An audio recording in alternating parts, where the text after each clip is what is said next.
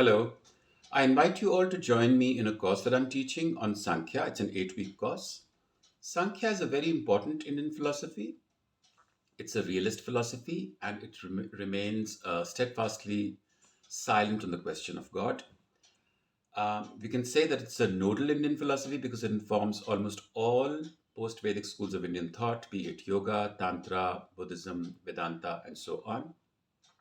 What Sankhya focuses on, or rather what Sankhya studies, is the relationship or the play between matter and consciousness, between Prakriti and Purusha. And matter, according to Sankhya, constitutes of the three gunas. Rajas, which cannot stop moving, it has an overdrive. Tamas, which doesn't want to move, it is slothful.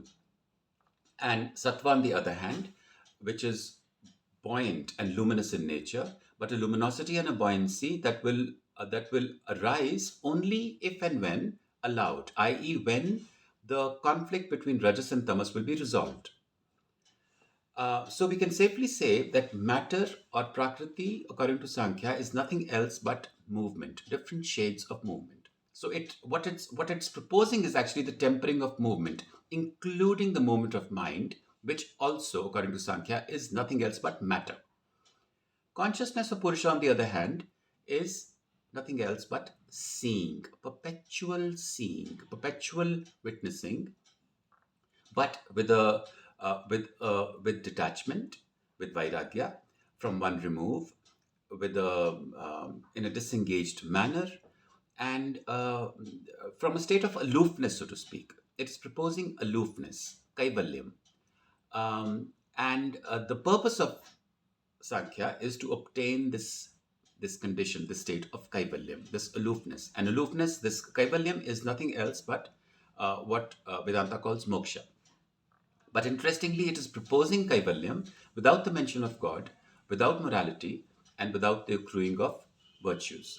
So what it's proposing is that this state of kaivalyam may be arrived at by absorbing movement into consciousness, i.e., making movement immersive. So immersion being or equal to stillness, where consciousness and movement coincide to become still, to become equal, at par with each other. So I find this to be a fascinating philosophy, particularly being a dancer and a yoga practitioner. And I love it, and I love to share it. And I promise you that I will make it as simple and as accessible as possible.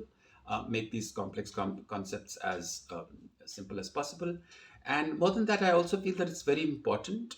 It's always been very important to talk of this philosophy, and particularly these times, and these times which are not only hyper religious but also hyper rational. So I hope you will find this of interest and join me in this 8-week journey to study Sankhya together. Thank you.